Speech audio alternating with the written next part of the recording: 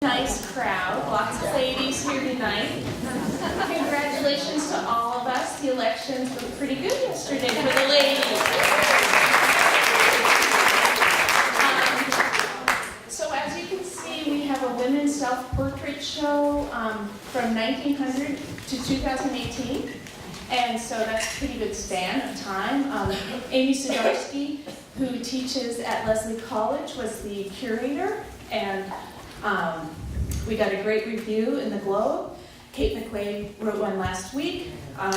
We have so many school groups coming in from different art colleges in the area. It's been a fantastic show. So this is part of the programming tonight.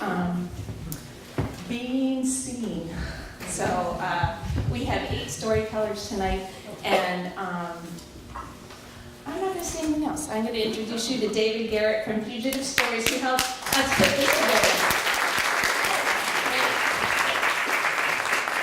My development director would be very sad if I didn't thank Pitch Black Editions and Bettina Green for sponsoring tonight. There is on the back of your program a 10% discount at this awesome framing place over in West Concord, Pitch Black. So please. There we go. Thank you, Dave.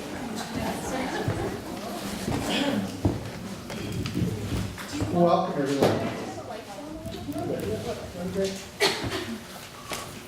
Welcome. I am personally thrilled of the timing of this show. I imagine a few of you are as tired as I am today. And, I think celebrating 110 plus women, I think, now in the house is exciting, whatever side of the aisle you fall on. So I'm excited that this is happening tonight, and all of our tellers tonight are women. We have 4 tellers who are experienced and have done this before and have won some prizes, if you will, at the Moth at Mass Mouth. And we brought in 4 folks who are connected to your institution here, people who we reached out to who are our first-time tellers. And we're excited to have them. What we do, it's very much, if you've ever listened to the Moth, or if you've been to anything like it, what we do is we have our stories run anywhere from 5, 6, occasionally 7 minutes long. They're all on a theme, and tonight's theme is being seen. And really isn't much else to say. I'm just gonna get started, keep it brief. Our first teller of the evening is the director of the Alpha Gallery in Boston, where she exhibits the work of emerging and established living artists, several artist estates, as well as 20th century masters. She has served as president of the Boston Art Dealers Association since 2009, and is also the curator of the exhibition Modernism and Its Legacy, currently on view at Southern New Hampshire University. Please welcome Joanna Fink.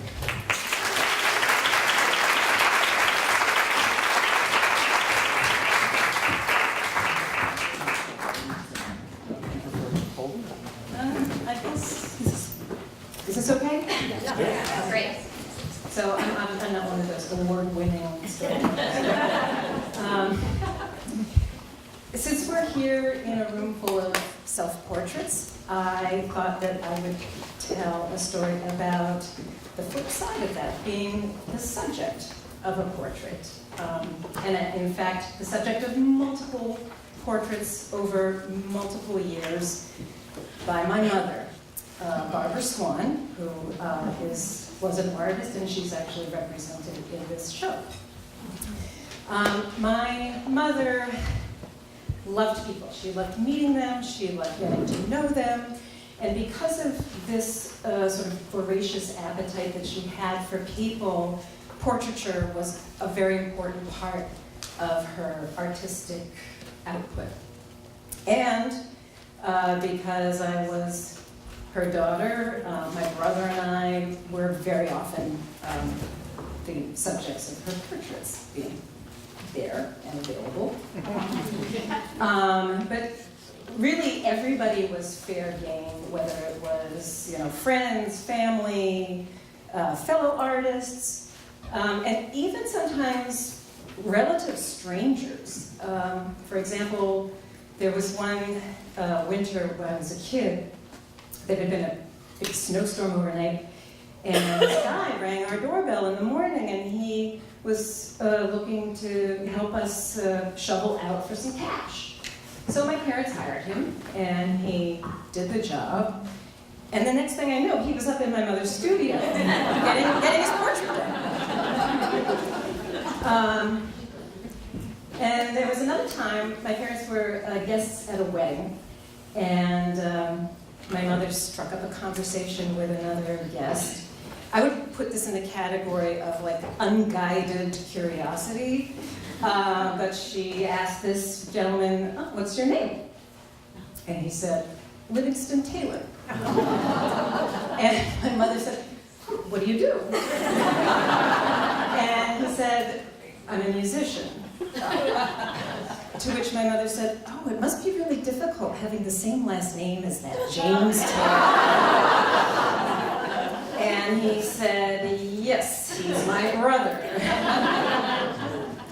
But in spite of that awkward introduction, he too ended up in my mother's studio getting his portrait done, like so many others who had come before him and who went since.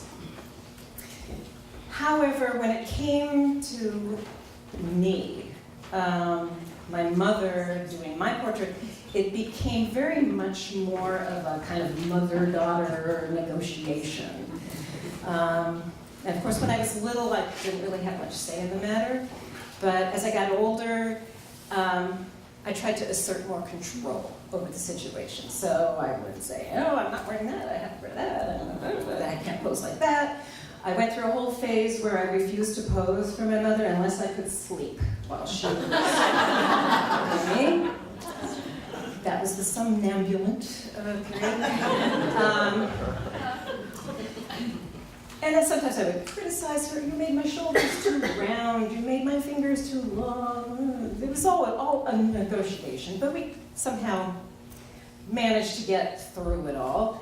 But there's one portrait that really stands out in my mind, and it was a painting that she did of me when I was 15.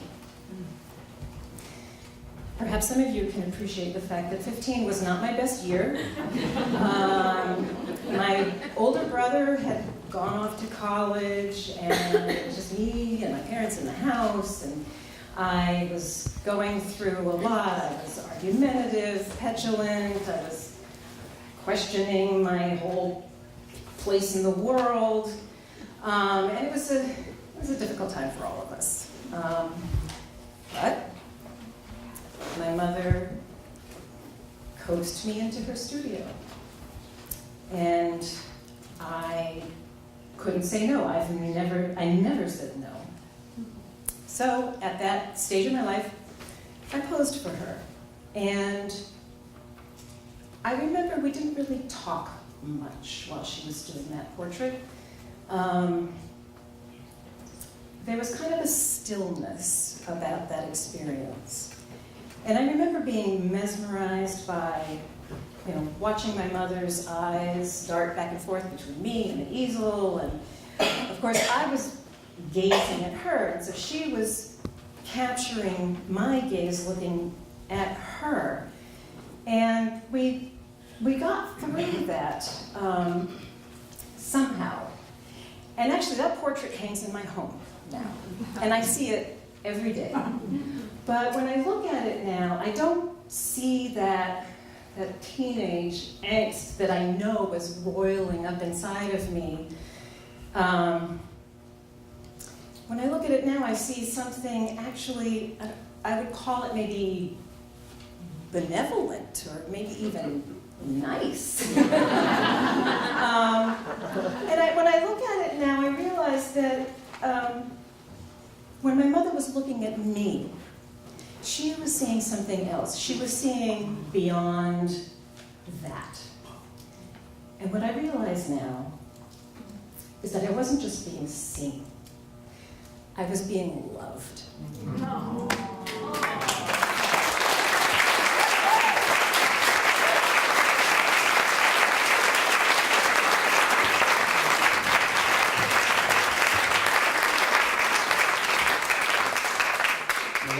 that makes me envious.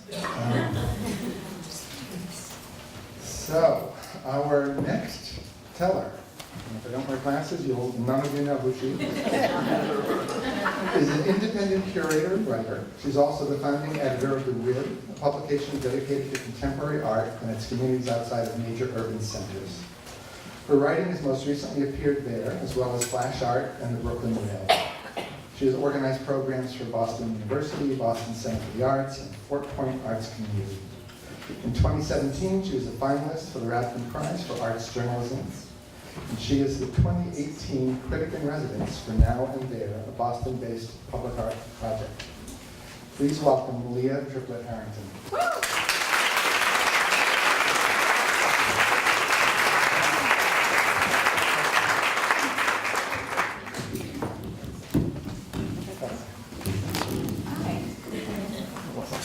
Can you guys hear me okay? Yes. Okay, great. I'm Leah, and I'm here to tell you or confess to you that I'm just really not that into sports. I hate to kind of lean into that stereotype, but we'll do that tonight. I've just never been into sports. I know I'm supposed to be really excited right now about the Red Sox and I think the Patriots, maybe the Celtics, or the Bruins, I don't know when those start. I'm really not into it. I grew up in southeastern Virginia, and we had no professional sports teams like you guys have up here, although I've lived here for 10 years, so I don't know when I'll feel like a Bostonian. The closest thing we had is recently, maybe in the last 10 years, Richmond, Virginia, which is the city nearest to where I grew up, just got a semi-professional baseball team. And they are called the Flying Squirrels, which, as I understand it, I've never been to one of their games, but it's kind of like a Harlem Globetrotters thing. So I'll take that. I'm proud to be a Richmond Flying Squirrels fan. I've never been into sports. The first competitive sport that I ever tried was soccer when I was 6 years old and in the first grade. And I think I wanted to like it. I can't really remember, but I was there and I kind of tried to get into it. I was the only girl on an all-boy team. And it really, really did not help when my parents, instead of springing for some shin guards, decided that I could just wear my roller skating knee pads, which were Barbie themed. And like, this is the 80s, so there's like super hot pink with like a little bit of purple trim, like lace trim, which I thought was really cool. I was totally into that, but the rest of my teammates were not. That was not the look that we were all going for. And my mom says she knew that I was not going to be into sports when she said she would go to our games, and I would be like way out in the field collecting dandelions and making like little bracelets while everyone else was playing the game. I don't know how to play soccer at all. I do really love being active though. I love like yoga and Pilates and all that kind of stuff. My husband likes to say that I will try any workout class that costs at least $20 and comes with like some sort of lavender spritz or like cucumber compress at the end. Which is true, there's something about paying more money that makes you work harder in class. I don't know if anyone else finds that to be true, but I don't know what that says about me. I recently, like in the last few years, got really into spinning, which I'm not sure if anyone's familiar with that, but spinning is basically indoor cycling for 45 minutes where you're pedaling on a stationary bike with like 20 other people in a super dark room with like really, really loud music. And there's an instructor on a little stage who's just like yelling at you to go as fast as you possibly can, only you're not going to go anywhere because you're just on this bike. And there's something about that that's just like really motivating. My favorite instructor actually starts class by saying, "You know why you're here. You are the only person that can do what you need to do right now." And then continues to berate us for about 45 minutes. But then we end with like a candle cool down, and then we have a cucumber cool compress. It feels amazing. So I will do that any day ever going to a baseball game, unless it's the Flying Squirrels, in which go Flying Squirrels.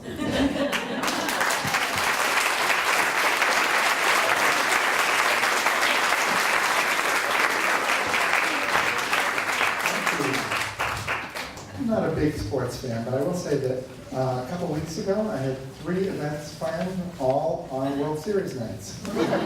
So I thank everyone who came to those events. Our next teller is a writer, performer, story coach, and the owner of High Maintenance, her handywoman business. She co-produces Harpy, a storytelling show in Somerville that features the voices of women and femmes. When she isn't doing these things, she's remodeling her vintage camper, powerlifting, or attempting to casually talk to her 2 daughters about consent. Please welcome Janelle Codianni.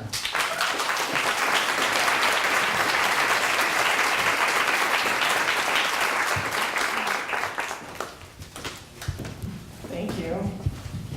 I feel like a sculpture. Side form.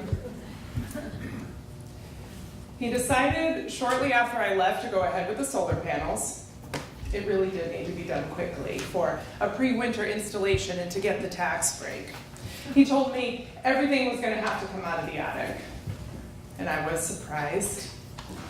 Aside from the holiday decorations, which I would lower into the upstretched arms of my children in early December, we only kept those things you'd never really need to see again. Photographs, old letters, drawings of the kids seemed worthy of saving. The cast of my full pregnant belly made a few days before my first was born. The items you keep for the archaeological purge of a major transition. The death of a parent, the sale of a childhood home, the birth of your grandkids, and although we hadn't anticipated this one, I guess divorce. I wasn't sure how he was going to get all that stuff down. Over the 9 years we'd owned the house, I was the only one who had ever been up there. I hadn't trusted the kids, fearing they might put their foot through my ceiling, and we'd concluded long ago that he was too heavy. The small attic floor was just thin joists that didn't really want to bear weight beyond that of a lath and plaster ceiling that clung to them. I offered to help, but I never got around to it. I showed up one day to get the kids, and I found that the bedroom walls were completely lined with the attic boxes, making a kind of fortress around the bed he was occasionally sharing with his new girlfriend. Going through this stuff was pretty nostalgic, he said over my shoulder as I stood in the doorway looking at my old bedroom. I painted it a deep chocolate, hung the windows with ceiling to floor sheer white curtains, and decorated the wall across from the bed with an assortment of mirrors, their frames painted either teal or apple green. I was trying to create a kind of central oasis, one of my many attempts over the years to bring a sense of sacred to our intimate lives. I wondered what it would be like to touch someone in a room decorated so intentionally by an ex, to be walled in by memorabilia that tracked the previous woman's marriage, motherhood, teen years, and childhood, surrounded by photographs belonging even to her grandparents. To roll naked on the bed where she turned her twice pregnant body where she conceived both those babies. A bed drenched in the tears from countless late night arguments, the sweat from the 8 summers before the air conditioners were put in, the overflow of menstrual blood, milk from the leaking breast that grew both her babies, and other fluids. Most of this stuff is yours, he said, bringing me back to the threshold. I couldn't begin to imagine taking that stuff back to my small cabin home, or what it must have been like for him to go through those boxes all alone, caught by surprise by moments and memories. And I realized I'd done the same thing to my last ex, moved out and left her to be the one to sort through the remains of a life we'd intended to share forever. Take what you want, leave me the rest, I'd said, pretending I was giving her the favor of first choice. not admitting to myself that it was the hassle of holding the tapestry of two lives woven together, trying to remember which threads the other brought in, cutting in half the ones that were spun by both hands that I was trying to avoid. I was a coward, waiting to sort through just my things, with only the lint and dye from her threads clinging here and there, much easier to brush away. This time, I waited long enough to watch the boxes migrate from the bedroom to the living room, to notice the piles get a little smaller as he picked out what didn't need to be saved after all, long enough to make him ask me once, twice, 4 times to please take these boxes back to my house. I don't even know where I'll put all this stuff, I said, irritated, looking at the disheveled piles, imagining the hours it would take me to sort through these heavy packages. And he stood next to me, silent, and I heard him not say, "None of that is my problem, Janelle. You can't store your pain here. You can't rest your past decisions and heartache along the rafters of my house, can't stack them gingerly above the beams around my sleeping head as it lays on the pillow next to this new woman. This isn't the holding tank for the things you like to avoid." Well, I didn't hear him not say that because he doesn't talk that way, but I knew he wasn't going to wait much longer. "I can't even fit this stuff in my car," I said, irritated. "I'll help you pack up what you can take on this trip," he said, hefting a box into his arms. After 3 carloads, I brought all the boxes back to my cabin and I stacked them underneath the 6-foot-long table I'd made for myself out of lazily planed rough-milled pine atop inelegant legs. It was a table as big as would fit the space in case someday I wanted to have a cabin dinner party or make some sprawling art. I don't like the feeling of storing things underneath furniture, even when it can't be seen. Actually, especially when it can't be seen. They feel like anchors stopping up this space where energy might flow freely, a cluttered collection of belongings constantly nagging not to be forgotten. One of the glorious things about a small home is that it forces presence. Everything from my tiny refrigerator to my total lack of closet space made it nearly impossible to preserve the past or store up for the future. But now there were bins and boxes, half-finished Christmas gifts, old VHS tapes, newspaper articles, show flyers, all waiting for me to go through. All waiting to see if now that I had such limited space, they would still be worth saving. I would get home and I would see the boxes spilling out from underneath the table and my shoulders would slump and roll forward, making a protective cage around my heart. I feared the grief waiting in those boxes. Watching my children suffer from the divorce was causing swells of doubt to overtake me. Roll me in the tide, fill my mouth with salt and sand, head over feet. I would fill my lungs each time I broke surface, trusting I would eventually be brought to shore. I reminded myself that my marriage had been hurting me and I was worth not being hurt, but I was terrified of seeing the anniversary cards and the love letters, the photos of 2 young faces, bleary-eyed and in love with new babies. I was afraid to hold in my hands the hope and promise of the love my husband and I had grown. I wasn't sure I was strong enough to withstand seeing the evidence that it wasn't all bad. Over the weeks, I half-heartedly towed the boxes, pushing them around like a kid moving peas around her plate. I got rid of the obviously useless, threw out projects that did little more than remind me of work I hadn't finished. And eventually I realized I was never going to want to go through these boxes. And so duty rather than desire would have to motivate me. I built a fire in my wood stove. I steeped a pot of herbal tea made for the soothing of nerves, added a little rose for love, and set to the task of sifting through this box flotsam and jetsam that had washed onto the shores of my life over the years. And after 20 or more years, I threw the empty halves of journals, unimaginative show flyers, articles for shows that I'd worked on, an embarrassing unofficial survey I conducted my freshman year on how to improve my college. The hubris of an 18-year-old. All into the fire.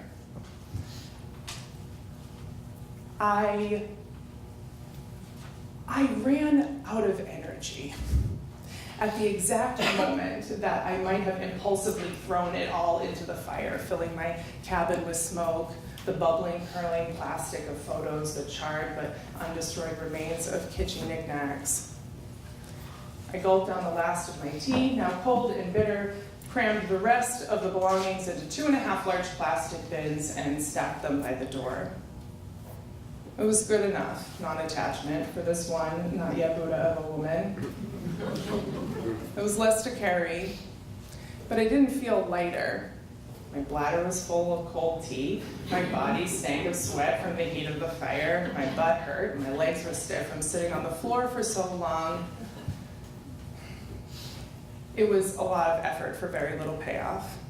All the work of purging without the satisfaction of emptiness. And I'd found the items I'd been fearing, none of which stirred within me a whisper of doubt. If anything, seeing my carefully crafted diplomatic letters begging for needs to be seen and honored, or my words of encouragement for our shaky union filled me with fury. But I kept them. Maybe like my show flyers, it will take me 20 years to learn how unimaginative they are. Maybe like newspaper articles, I won't need the proof of effort and accomplishment. Maybe I just need another fire, another pot of tea, whiskey. Not actually a fan of letting go, anyway. All the times I've ever tried to let go of something, I've only managed to throw it far enough away from myself to be jerked in surprise when the rope finally pulls taut, throwing me off balance, reminding me that nothing is ever gone. So I have this practice of incorporating all the parts of myself in my past until I realize there's nothing to let go of, but it takes time. I brought the boxes to a secret storage space. They were the furthest distance from my cabin they could be on the sprawling campus that I cared for. 2.5 boxes of consequences and memories stored in a place where no one ever goes and few even knew about. A place too dark to see the small note that says Janelle's stuff, scrawled on a piece of paper, torn off a bag of mortar. I could feel them. The unorganized boxes, their unfinished business. I could feel the tug of the anchor shifting my current, and my fingers twitched to pull the rope up.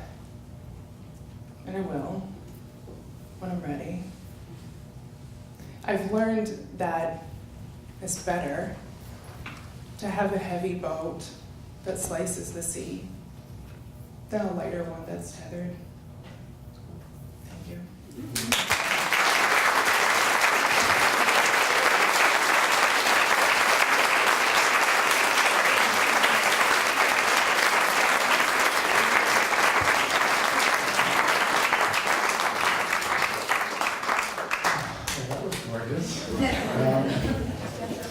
I guess I never really thought about the downside of being in a really solid 30-year relationship, meaning that I never go through my boxes and they're all in the attic. So I guess it's an opportunity I've missed. Okay, we have one more teller before we're going to take a little break. At the Life is Good Kids Foundation, our next teller shares the many stories of the foundation's life-changing social work. She's also served as the Director of On-Air Fundraising and Marketing at the WGBH Educational Foundation, managing live and pre-produced fundraisers. When she isn't steeped in the stories of nonprofits, she's busy crafting and sharing stories of her own. She's a published short story author, a Moth Story Slam winner, a gratitude blogger, and the co-founder of Blind Tiger Tellers. Please welcome Amanda Goodwin.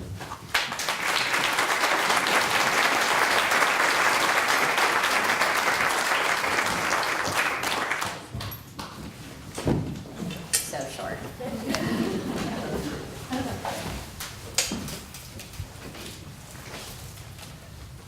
For the first 34 and a half years of my life, I slept with my baby blanket. It was blue and went everywhere with me, so it earned me the nickname Linus, though by the time I hit double digits, Pigpen would have been a more accurate association because that's when I started doing my own laundry and I never actually chose to wash it. The thing that made my blanket was its smell, this sweet, stinky combo of bed and whatever else the season dragged in. Whatever, wherever, whenever, I could bury my head in that blanket and take a deep breath and be home. This very rudimentary form of transcendental meditation proved exceptionally helpful during my parents' excruciatingly long, hard, and horrible divorce, especially on the nights when my dad would pick us up high. Like this one time, I think I was around 12, and my sister Lindsay was around 10, and he was parked outside in his Geo Metro. I don't know if anyone remembers this vehicle, but it was legit shaped and about the size of an actual egg. And my dad had no willpower, especially when it came to mitigating our arguments. So when neither my sister or I would cave to sitting in the back, he let us both sit up front without the seatbelt, and then looked over at us with those really glassy eyes and a big ass smile and said, "Girls, your mother is an asshole." And I was 12 and she wasn't particularly on my, high list that day, so I agreed. "Tell me about it," I said. And he thought that was pretty funny, and so we took off, ripping on and through my mom the whole way until we got about halfway to his house, and without warning, his tone quickly and suddenly changed. "She is an asshole, but we're done with this, right? We are done with this, right? We are done with this." And he jerked the wheel, taking the car off the road and onto the graveled side, and started speeding up and saying, let's just end it. We're gonna end it right now. We are headed for the telephone pole." And he bared down faster, and suddenly this wasn't fun or funny anymore. And so I grabbed my sister's hand, and I did what I'd basically been doing for the whole ride. I joined in, and I just yelled, "What the fuck are you doing?" And with my F-bomb came a lead foot on the brake. And my sister and I kind of went forward into the dash and then went back. And he turned and looked at us, serious as the heart attack he almost gave both of us, and said, "Who said you could talk like that?" And I was like, "Don't do it again, especially in front of your mother." And with that, I turned back on the road and off we went. To be honest, I don't remember the rest of the ride, and I don't remember getting to his house, and I don't remember the conversation where I convinced Lindsay not to tell Mom what happened, but I'm 100% certain there was a conversation where I convinced Lindsay not to tell Mom what happened, because I was always convincing Lindsay not to tell Mom what happened at Dad's house, because I was 100% convinced if that happened and Mom really knew, we would not be allowed to go back, and then I knew for certain something catastrophic would happen to him, and I was not ready to bear that. I do remember going to bed with my blanket and breathing in that deep, deep peace until it soundly knocked me out. Now, I'd keep reaching for my blanket for years before and after. I mean, it soaked up seemingly endless tears when my dad moved to Florida when I was 15. It came to college with me, traveled abroad with me. It was stuffed inside a pillow the first time I had sex, and a huge point of contention when my now husband first became my then live-in boyfriend.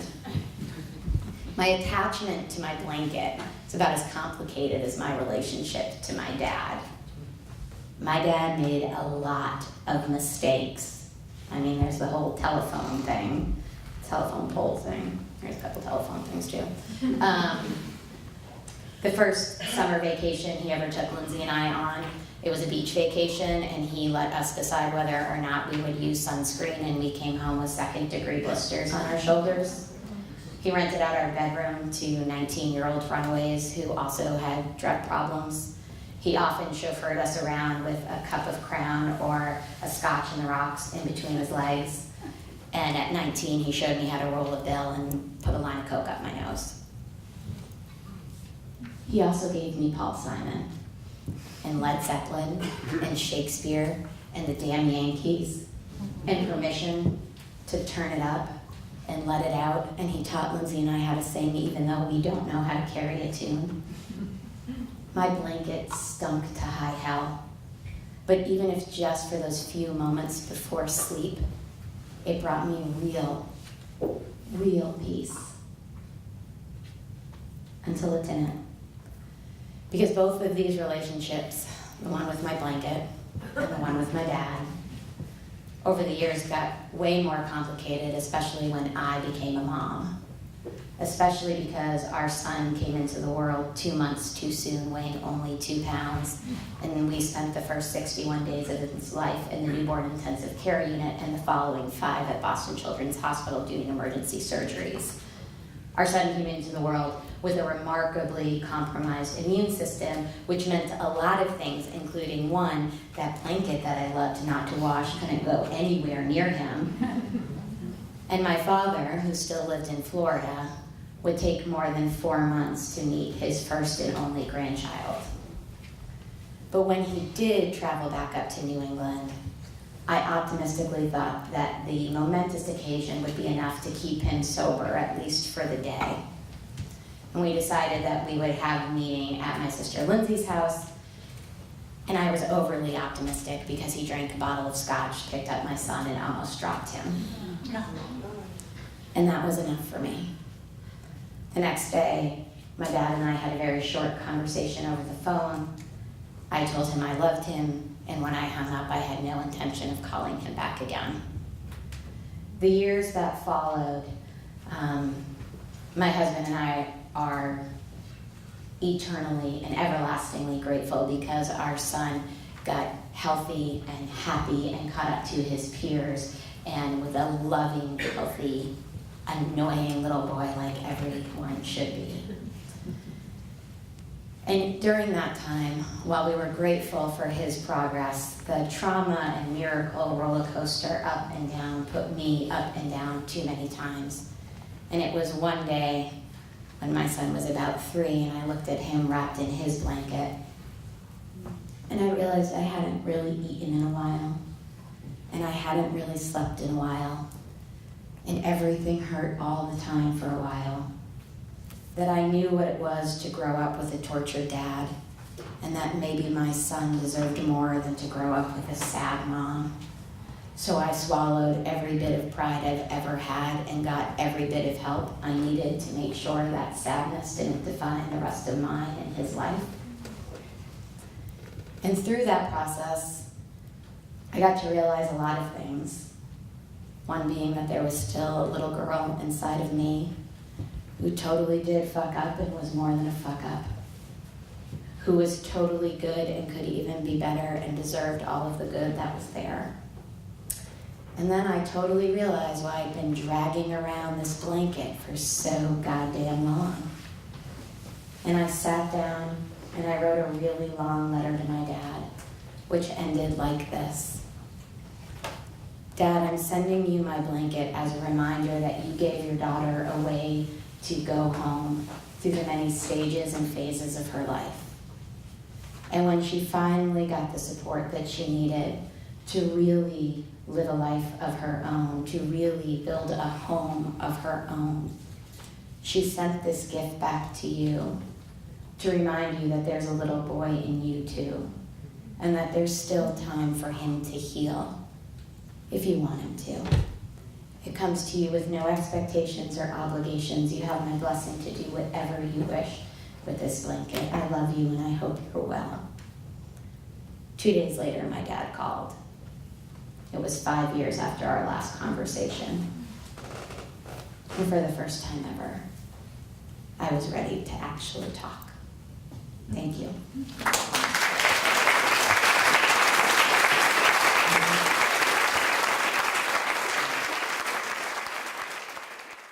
So, can we just have one quick round of applause for our first 4 tellers?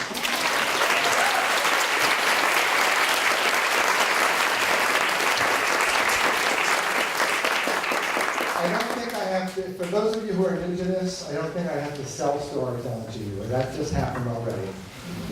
It is a fantastic experience. I like not to know the stories that people don't tell because I want to be just as surprised as you are and be taken away to any number of places by the moment. So, our next teller is an artist who lives in Cambridge, who enjoys teaching collage workshops in her studio and at cool places like Concord Art. Please welcome Alexandra Sheldon.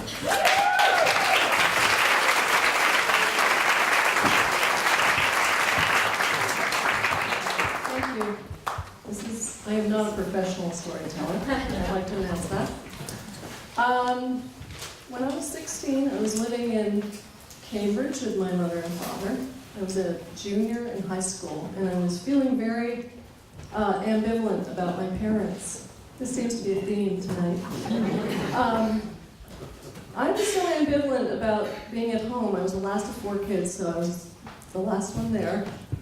I made a plan of escape. I decided I wanted to live in Vermont because I knew it was beautiful. And I thought if I could just live in Vermont, I could wear long Indian print skirts, walk through fields of wheat, and I'd be happy and I'd let my hair blow in the wind. Now, I actually chose a town in Vermont, and I found the name of the newspaper in the town. And I put an ad in the newspaper to be a live-in nanny for my senior year of high school. I think this is pretty amazing. I did this. I finished high school in Vermont. But actually, getting to Vermont by September wasn't soon enough. So I found a job for that summer on a farm with my boyfriend up in Vermont. And I went up there, and then the fall came around, and I went to high school, and I did the whole thing. And I went home just twice that year. I went home for Thanksgiving, and then I went home for Christmas. The following summer, I got another job out on a farm. But I promised my mom I would come home for my father's 50th birthday during the summer. His birthday was on Tuesday, July 31st. He was turning 50. It was 1973. I was 17 by then. And I don't know why I made a plane reservation. I never flew to Vermont. I never flew back from Vermont. I was always in a car, usually my boyfriend's. But for some reason, I made a reservation on a plane. Now, there was always one plane that left Burlington, Vermont, every morning on Delta. It was a DC-9, and it left early in the morning and flew directly to Logan. So about 5 days before I was supposed to fly home on my father's birthday, July 31st, Tuesday, my mother called me and she said, you know, I really want to throw your father's party on Sunday. And I said, but I already have my ticket, so I can't come. Now, you have to remember, I was very bratty with my mother. I was really not very nice to her. She's actually here tonight. I'm trying to make up to her. It's never too late. I'm 62. I'm still trying. So she said to me, no, I really want to have your party on Sunday. Couldn't you change your reservation? I said, I can't change it. Of course I can't change it. Who changes an airline reservation? It would cost me money. I have to work this weekend. I'm coming Tuesday. And anyway, it's so stupid to have a birthday on somebody's, on a day that isn't his birthday. It's a special birthday. He's 50. Like, let's do it on Tuesday. I'll be there in the morning. It'll be great. Well, my mother didn't stop bothering me. Now, there's a lot of details about the story I don't remember. But I remember vividly where I was standing in that house when I was arguing with her. I remember being so pissed and irritated. My mother was bugging me as usual. And she finally said something. She said, okay, just call Delta and just see if it's possible and then call me right back. And I said, okay, I will do that. All right, I'll do that. Now, I did change the reservation, and I flew down on Sunday. Now, on Tuesday morning, the entire Northeast was fogged in very badly. And Logan Airport closed at 6 in the morning, but it opened up at 7:45. And the flight, it was a DC-9. It was, took off from Burlington, on time. It was flight 723, and it left the airport, but it made an unscheduled stop in Manchester, New Hampshire. It made an unscheduled stop because there was a flight in Manchester that had been canceled due to the fog, and there were 45 people that needed to get on that plane. They were going to New York, but they were going to catch the 723, flight 723 to Boston in order to pick up shuttles to New York. So the plane stopped, and it picked up about 32 people. Some people peeled off. There were 5 people that decided not to take that plane. They decided to rent a car and get to New York that way. So the plane taxis off onto the runway, and then there's another delay, and it's sitting there, and there's a young man on that plane named Charles Mealy. He was from Bedford. And he is figuring out, he's doing the math, he's like, I'm so late. If I get to Boston and then I catch the shuttle to New York, I've missed my interview. I shouldn't even go. This is stupid. He says to the stewardess, is there any way I can get off this plane? Can we taxi back to the gate? And the stewardess says, of course not. Wait, we're on the runway. And he says, yes, but we're just staying still. No, it's impossible. The planes never do that. Well, he kept bugging her, and she finally said, why don't you go ask the pilot? Okay, so she goes and asks, Charles goes to ask the pilot, and the pilot says, of course not. Of course you can't do that. I can't take you back to the gate, we're taxiing. So, finally, there's another delay, and they're sitting there for another 35 minutes, and Charles will not stop badgering the stewardesses and the pilot. And the pilot finally throws up his hands and he says, I'm taking this guy, I'm going to take him back to the gate because he's driving me nuts. And he goes back and he even makes an announcement. And he says, if anybody wants to get off this plane, this is your chance. Charles is the only guy that gets off. The plane finally takes off. There are 89 people on this plane. It comes into Boston. Fog is really bad. And it comes over the water, as we've all done. And then, the plane just sort of magically just seems to land on the runway. Well, in this case, something goes horribly wrong. The plane descended too fast, and it came down and it hit the seawall. The plane exploded and disintegrated. Everybody died on that plane, except for one person who lived for 6 months. Now, that plane accident, the crash went undetected for almost 10 minutes. The fog was so thick, there was some huge malfunction with the controllers and with the equipment on the plane, because this was a pretty major accident, almost 90 people. This amazes me. But there were some construction workers who saw through the fog this huge orange-red glow, and they also heard this huge boom. But it was almost 10 minutes before people knew that there was this accident. Meanwhile, I'm back in Cambridge on my back porch with my mom, and we're hearing tons of sirens, just constant sirens and fire trucks. And we're thinking, what's going on? What's happening? My mother carried a piece of paper in her wallet for 10 years until it fell apart, and it said, pick up Alexandra at the airport, Tuesday morning, July 31st. And I want to thank my mother because I feel like she gave me life twice.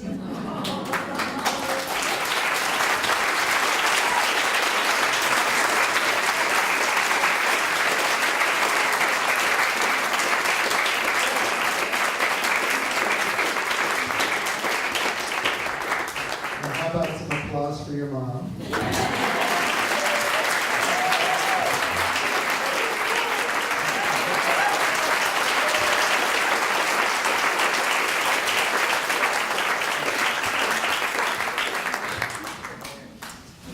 Our next teller is a retired IT professional working full-time on her welded steel art.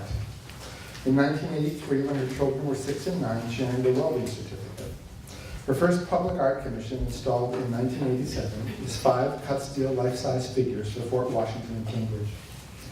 Other public art locations include Gary, Indiana, San Bernardino, California, Dallas, Texas, and the Federal Reserve Bank in Boston. After living 27 years in Winchester, She moved to Dudley in 2015, close to the town and her story. Please welcome Madeleine Lord.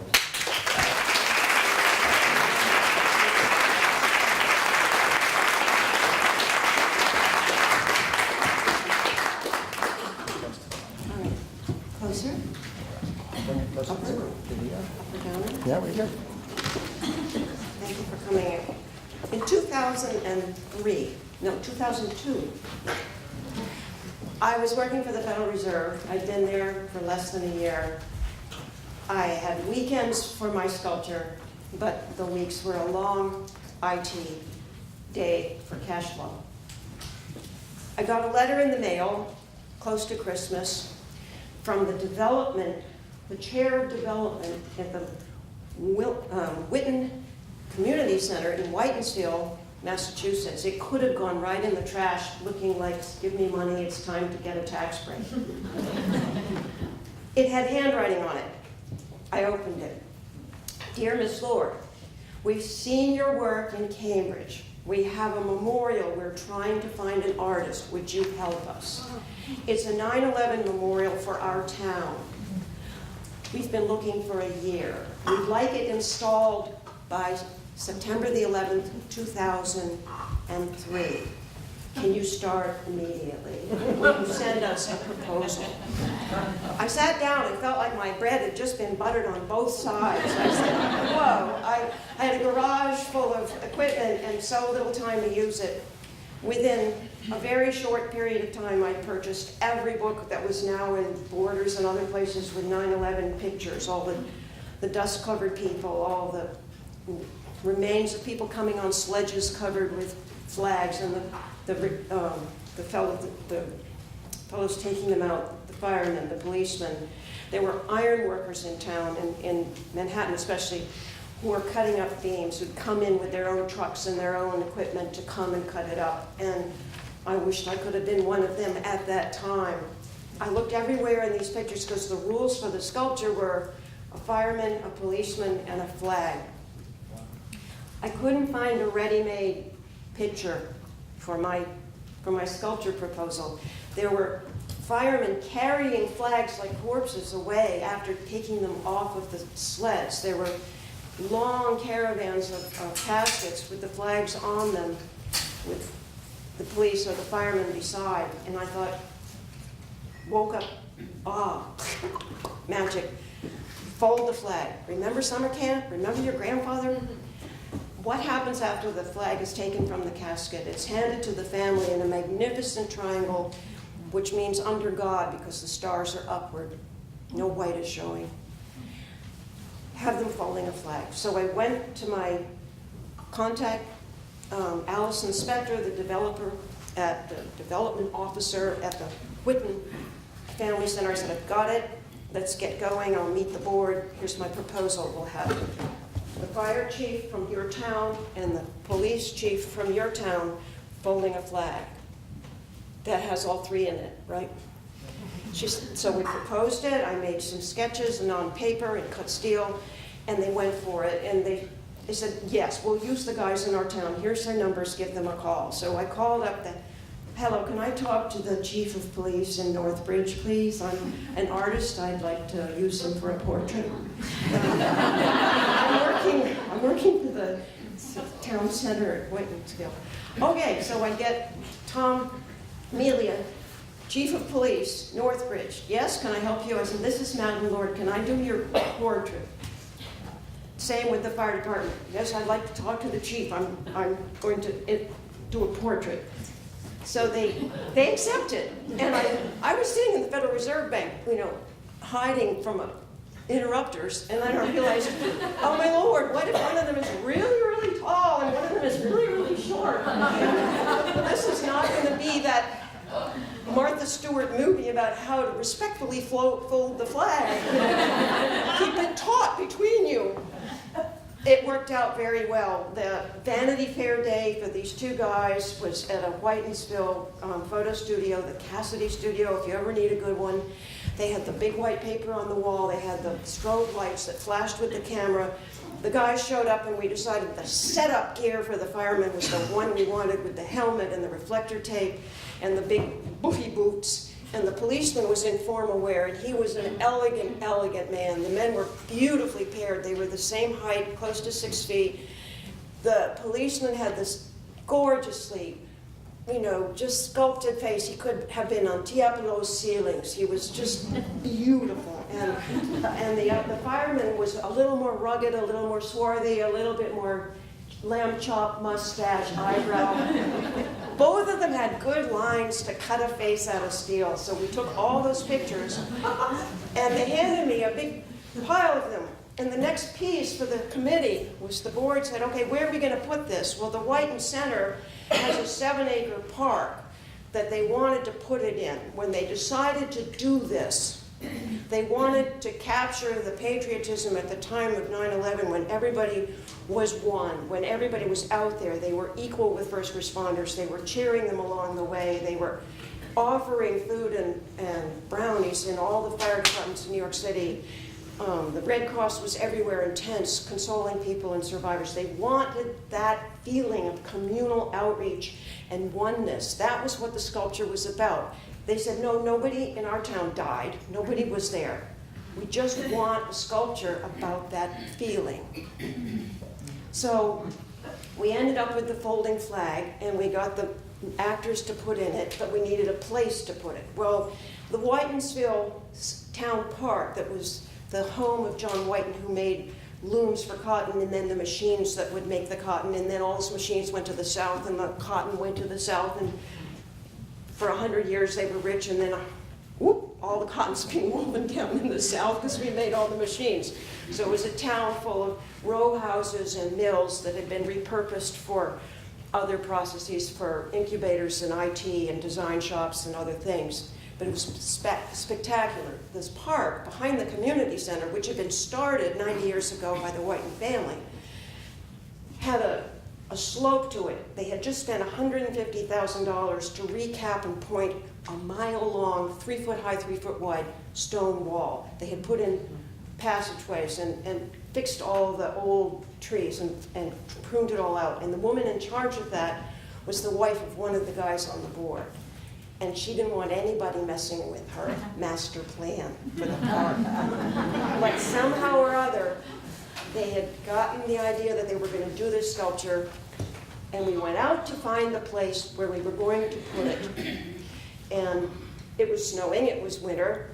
There was a crowd of us. My idea was we would take 2 folding chairs, a beach towel, 2 6-foot guys, and I ticked off a foot on 2 PVC poles so that we could see heights and distances. Because it was important with cut steel picture of a face, the light has to come through.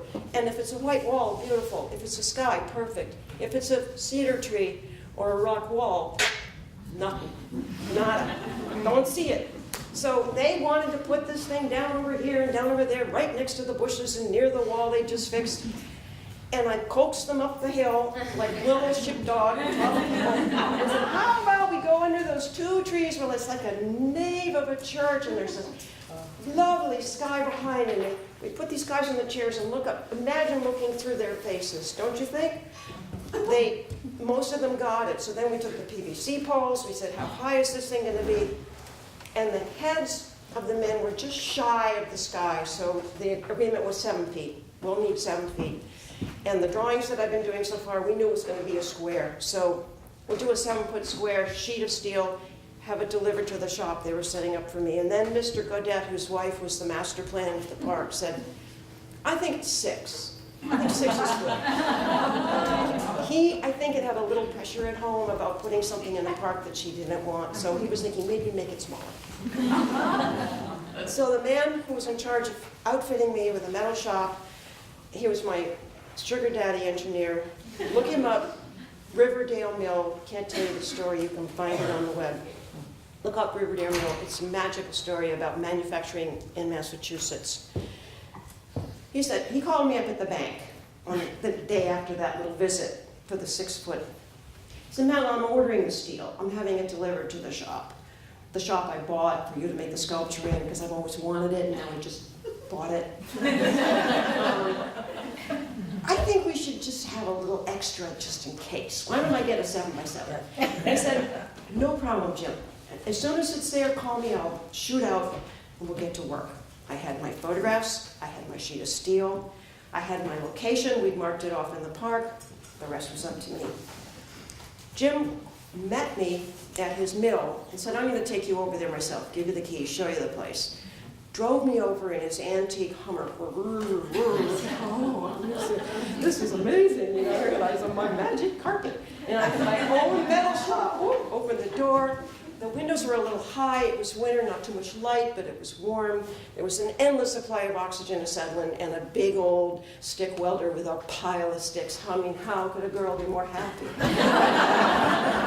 And there was my sheet of metal, and there was a winch lift, so that I just push a button, and 5,000 pounds of steel would fly up in the air, and I could draw on it, step on a ladder, get it just right. Down it would go flat on its supports again, and I could cut it. Jim said, Madeleine, now here we go. We got this steel with a little extra. How do you get your picture onto the steel? Do you like grid it out? And like grid out your drawing and then just kind of map it in? And I said, Jim, how do you know? It's exactly right. You've been looking at me? He said, well, I have an idea. Why don't we grid this thing 6 by 6? What do you think? You know, it'll be like a 14-inch square. I kind of worked it out. Don't you think? I mean, Jerry's probably going to visit a lot and he's going to be in and out. Why don't we do that? I said, no problem. Getting into the future, when the newspaper wrote this darn thing up a long time later, Jim was quoted as saying, I loved working with Madeleine. She was so flexible. Back to the... So I transferred my drawing, I drew the 6 squares, and started cutting away, because if you have 2 people like this, holding something, there's a whole chunk up here that comes out, and a whole chunk down there that comes out. Easy. Easy part. Then it's not so heavy. But, oops, we forgot to connect their heads with a sky beam so the crane could hold the piece that goes up and down. And so until they were welded to the I-beam we were going to get, couldn't get it from Staten Island, it was still secure. We got it from Somerville, but who's going to know? We had to have that piece between. And I drew, I painted, I cut, and you know, cutting steel is tricky. You use something, oxygen and acetylene. Acetylene is the heat. Oxygen with a nozzle, it gets it fast and cuts it through with a burst of oxygen to blow the cut through the steel. It looks like a miniature volcano. There's slag everywhere. The line you painted 30 times to get just right disappears completely. It vanishes. So you have to remember where you put it and kind of deal with the ghost of it and say a prayer or two and just believe in yourself. It's a Harry Potter moment. So I did a lot of that, getting those little lines around the eyes and the mustache and the ears. And Tom Melia, the chief of police, who belongs in the Tiepolo ceiling, looked beautiful. Gary Nestor, the fire chief, I had a full profile of him, and it was really awful. And it was really bad. And what could a poor girl do? I had to cut his head off. So, you know, not a guillotine, you know, a nice kerchief, and there it was. And I took it and laid it down on the scrap. I traced the neck part to fit in the collar. And I go to all those pictures that were taken at the photo shoot, and I find the one where the face is just a little tilted. I get a little bit of both eyes. It's not such a rough portrait of this man who was swarthy and bigger features. And I draw it, and I cut it. No matter what the light is, I'm going to do this. I'm going to get it done. And it's fine. And there's a knock on the door. And people came to visit me all the time. Jerry would come and bring me cocoa and tea and look at this thing that had 6 by 6 and say, oh, I love it. I love the process. You know, I'm retired. I make furniture all the time. I build a house. I fix all these things. Can I just sit here and watch? And I was just hoping he couldn't measure 14 inches and 12 inches by eyeball. The door, in comes Gary Nestor, the chief of fire, and 5 firemen. He said, how are you doing? We all want to see how you're doing. Jerry says it's great, it looks good. I said, yeah, you know, what do you say to a fireman? You say, help! Help, I need help. I need someone to hold the head in place so I can clamp it and weld it on. Is that how you usually work? I said, no, this was special. I had all these firemen holding this head in place so we could put the C-clamps in place that reach under the steel, and then I could tack weld it so it would be smooth and the plane, you know, not tilted in any way. While I was welding under the helmet, Gary went over to the corner and found head number 1. And he came over to me and tapped me on the shoulder when I was done. He said, you know, I really like head number 2.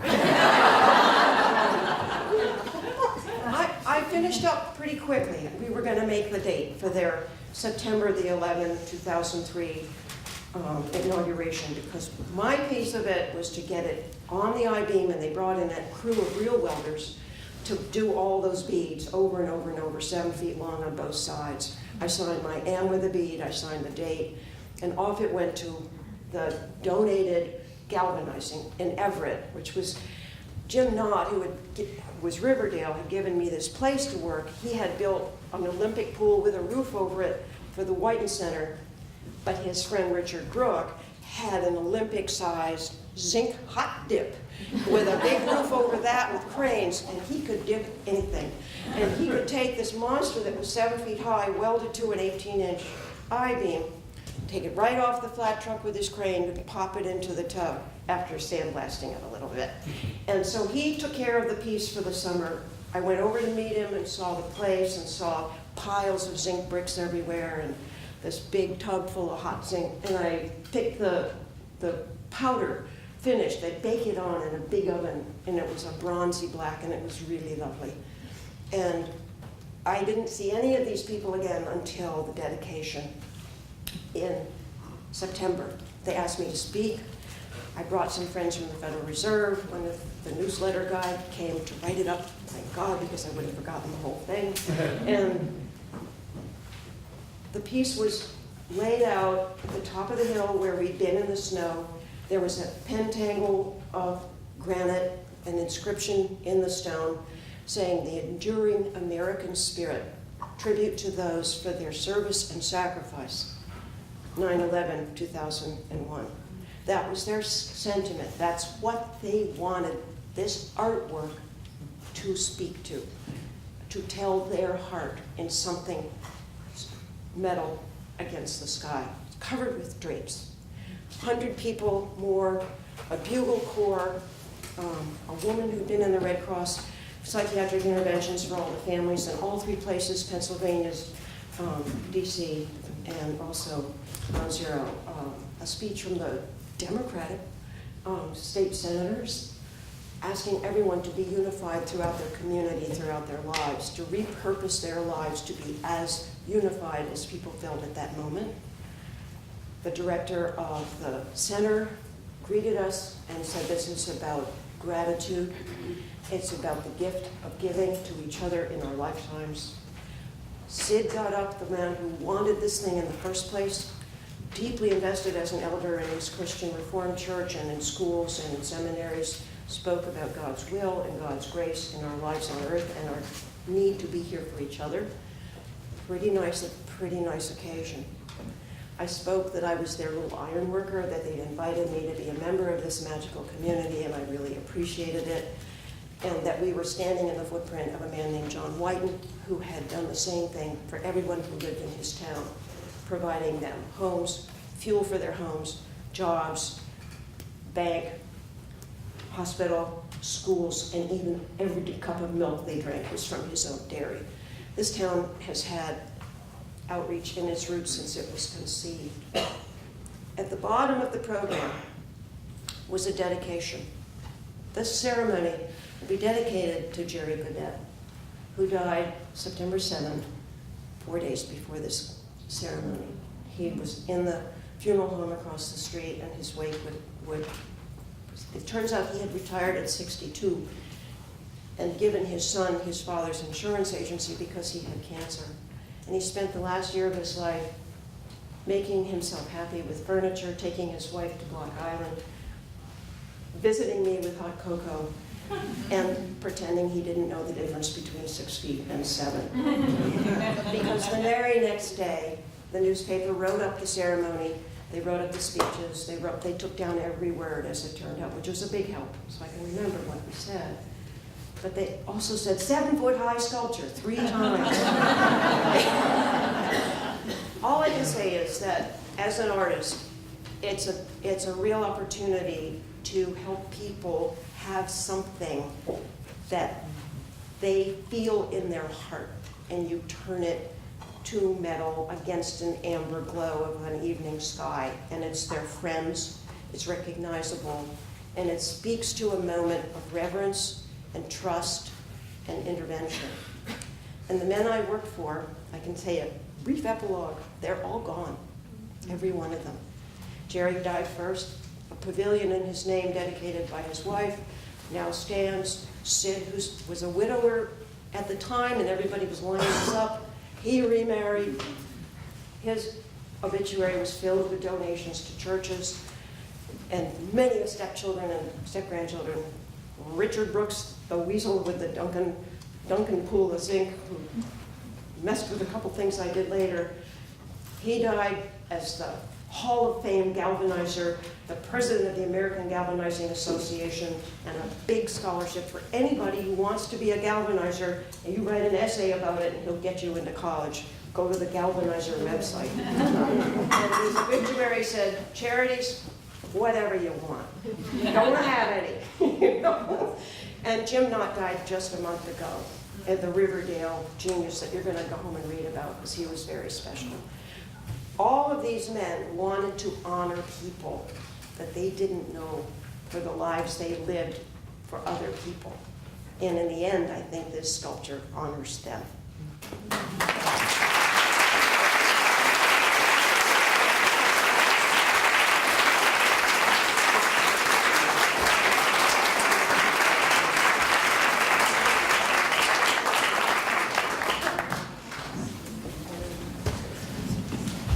Did I know there was a galvanizing association?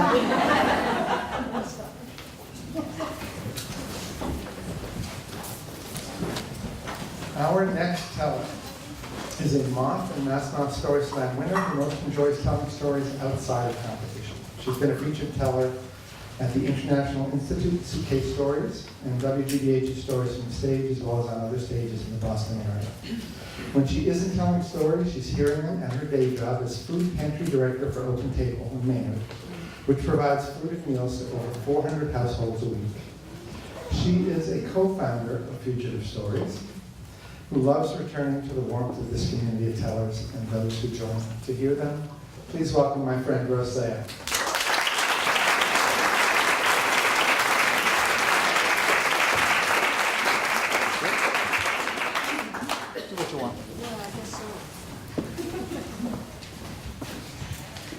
Hi everyone, thanks for being here tonight. Can you hear me okay?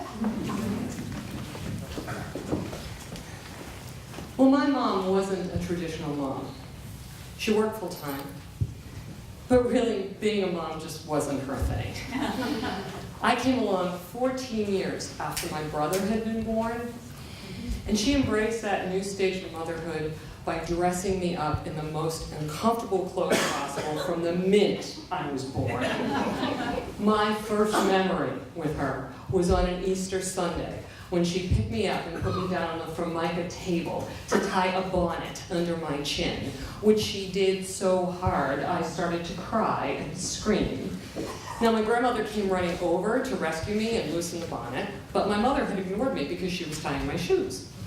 And then they put me down on the floor, and as I started to walk, I heard this really great jingling sound because my mother had put my shoelaces into little plastic caps and tied them so I wouldn't trip on them, and the little plastic caps had bells on them.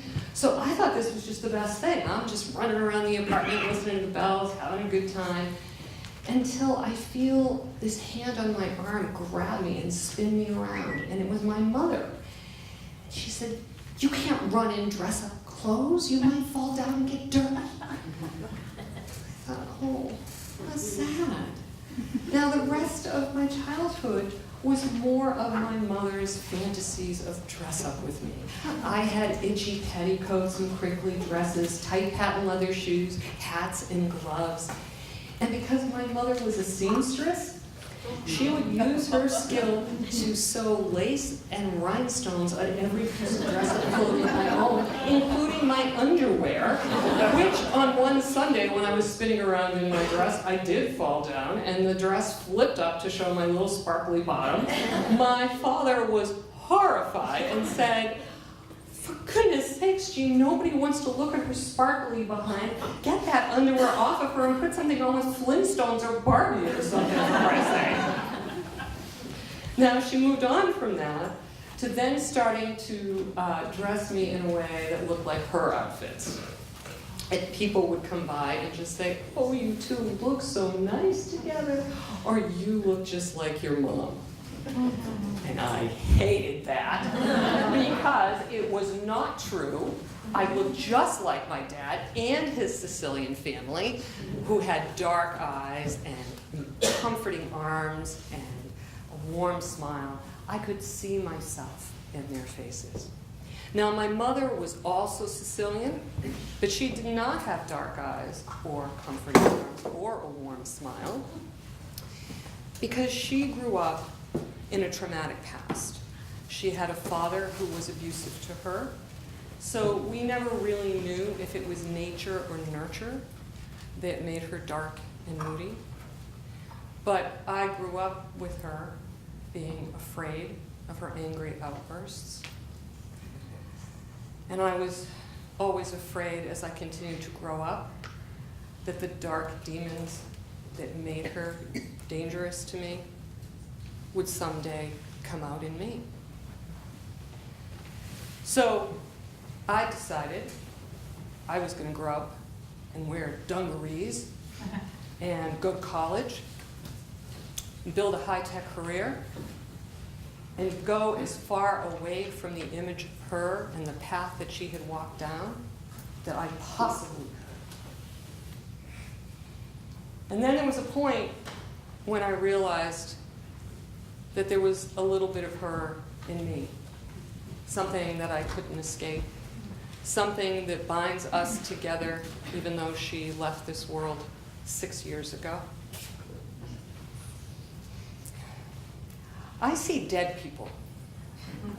Not in the Sixth Sense movie kind of way with the boy who could see dead people while he was awake and could talk to them. I see dead people the way my mother saw dead people. Because she would get up in the morning sometimes and walk out into the kitchen, sit down at the table, and say, "I saw Camilla last night." And then within the hour, the phone that was on the wall behind her would ring and somebody would say that Camilla had died. Now, my father would hear these things and he would say they were dreams or it was just a coincidence, but they happened so often with so much accuracy, you just couldn't dismiss it. Now, I was told I could not tell anybody, nobody would understand. Hell, I didn't understand. My father didn't understand. But what he would say is, "Look, Jean, if you ever see me crossing from this life to the other one, could you please tell me where I'm going and how to get there?" But when my mother would sit after these encounters with dead people, she was remarkably calm. And she would talk to me about what she had heard and how they made her feel. And she spoke to me in a way that she never did, ever, in my life. She wasn't yelling at me or telling me what I was supposed to do or who I was supposed to be or what I was supposed to wear. She really saw me. And she spoke from a heartfelt place and said that she didn't understand why these people were coming to her. And she was a devout Catholic, and religion couldn't explain it. But she knew there was something beyond this life. And that the people who came to see her brought her peace. It was as if a little bit of the heaven that was in them got left in her. Now, when I was with her in those moments, I really saw her. I saw the core of her being. I saw her soul. I didn't see anybody who was dark or moody or dangerous. I saw a woman who was connected to something that I just didn't even understand, and she wanted to share that with me. Now, she would ask me if I saw dead people, and when I was 10 or 12 or 15, the answer was definitely not. But as I got older, and I did, I didn't tell her right away. And then I finally started asking myself the same questions that I had heard her ask out loud with me. And so when I sat down with her and told her, she leaned forward and took my hands in hers and said something I had never heard her say before. How can I help you? And I was quiet. I didn't know what to say. And then she smiled and said, you know, you look like your father. But you're your own woman. But maybe you got a little bit of me after all.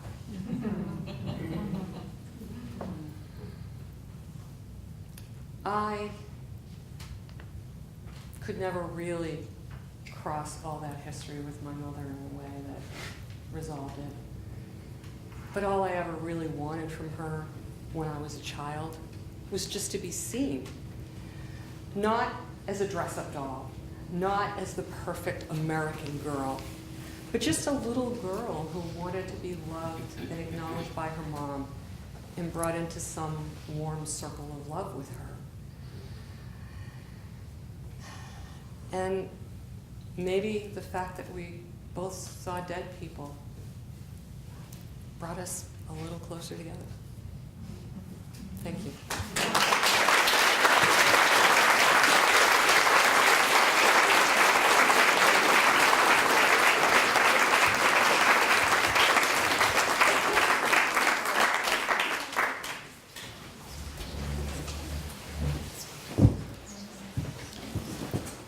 It seems the microphone's not working. Right?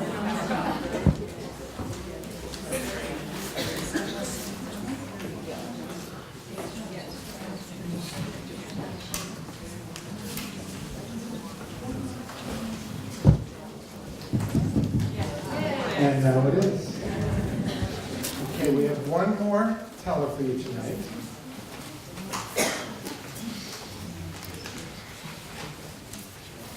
She is, by the way, the person who inspired me to want to keep doing this.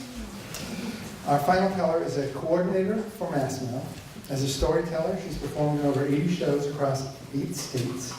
She's also a freelance journalist whose work has appeared in the New York Times, the Boston Globe, and other publications. She was the 2016 Massmouth Big Mouth Off champion, of which I happened to be a judge, so I was pretty lucky. Please welcome Katie Leeser.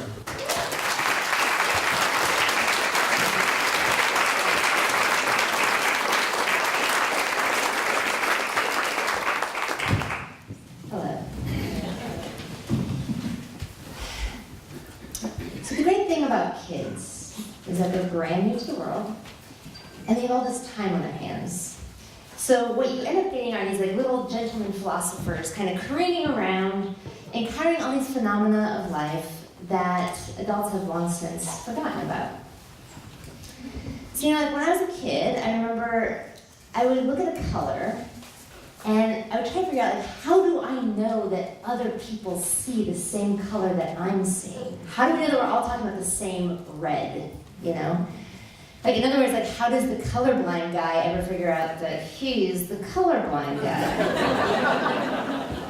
Well, this might seem like sort of an abstract ontological problem, but it actually pretty well summarized what would end up being one of the primary conflicts of my life.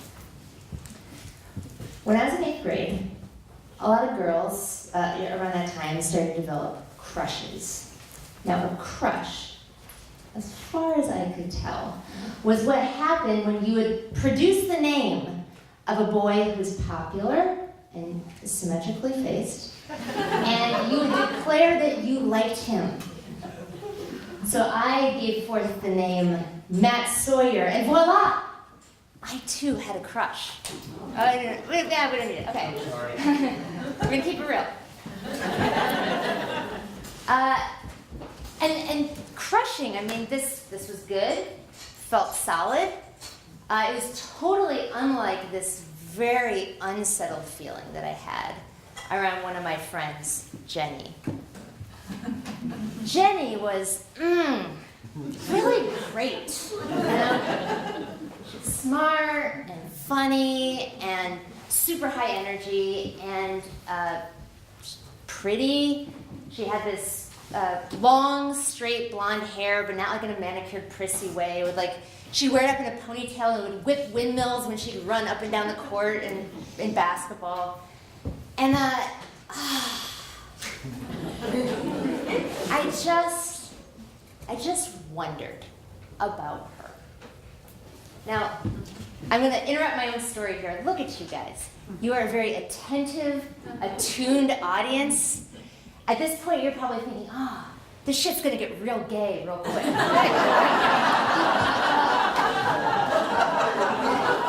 Congratulations, audience. You would not be wrong. But I want you to know that the only reason that you were able to think that is because you had a handy name for it, and it was a permissible thought. There are all kinds of anomalies of daily life that barely catch our attention if we don't have a ready-made concept for them.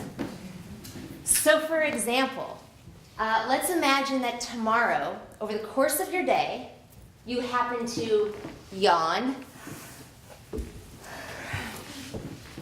and maybe you laugh at something.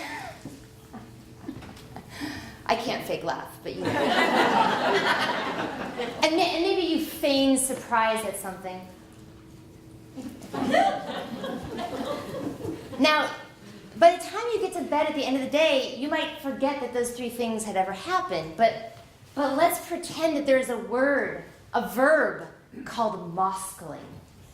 And to moskle, so someone's yawning already because I set it up. Yeah. To moskle means to flash unseemly depths of oral cavity in public. Now, if this word existed, by the time you got to bed tomorrow night, like it's before you can fall asleep, you might be tossing and turning thinking, oh man, I really hope my laughter didn't devolve into moskling. I'm not a moskler, am I? Now, all these thoughts, if that word didn't exist, if that concept didn't exist, it wouldn't occur to you. It would just be too absurd. Well, in much the same way, gay was an absurd thought in my world, which is a uniformly conservative Christian community in central Illinois. Gay was not us. They were not here. So this idea lay deep, deep below my consciousness, like a sleepy submarine, until it broke the surface, unbidden, one Sunday at church. That morning, after the service, I went upstairs with Jenny and our other friends to the 8th grade Sunday school classroom. And we're kind of like just poking around, like being silly, talking about which boy was cutest, hee.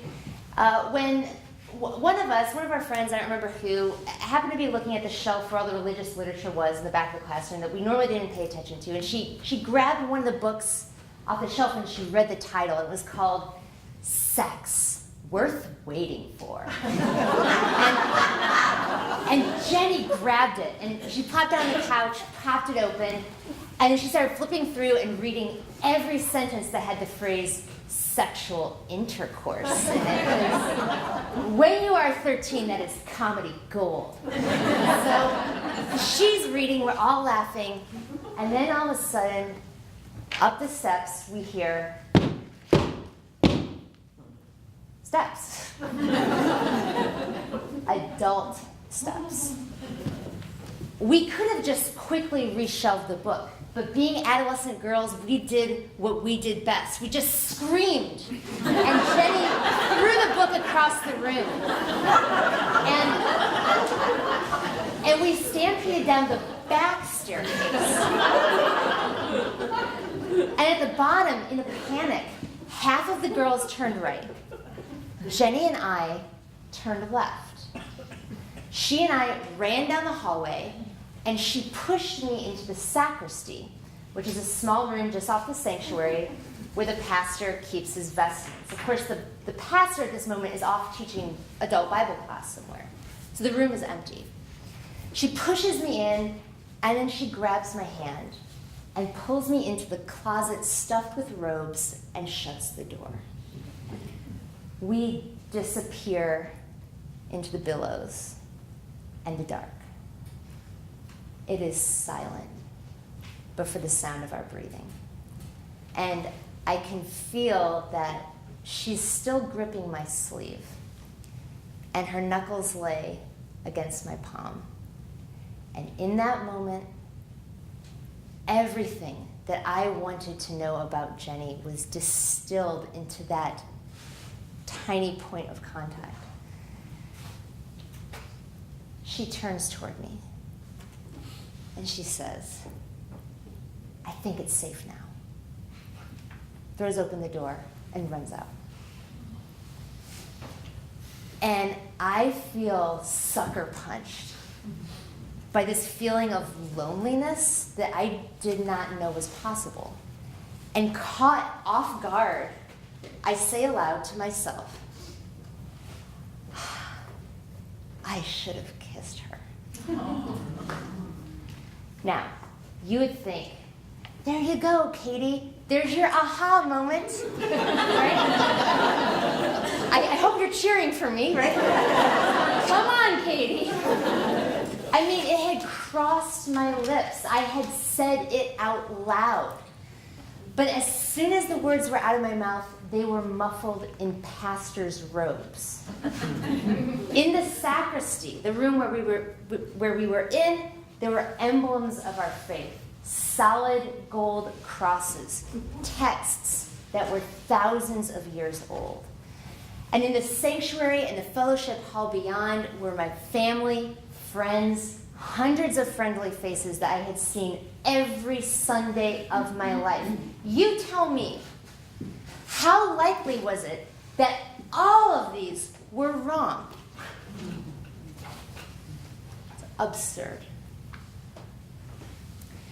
Now, looking back now, I can say that the poetic irony of life is breathtaking.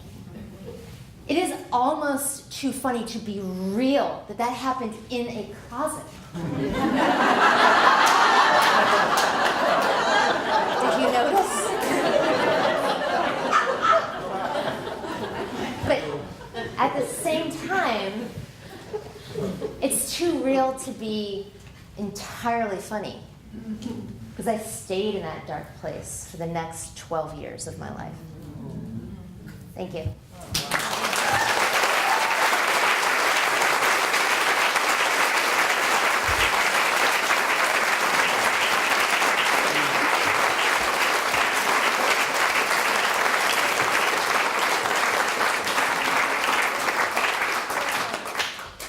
Thank you all for coming tonight. It's such a treat. We're going to be back here in the spring.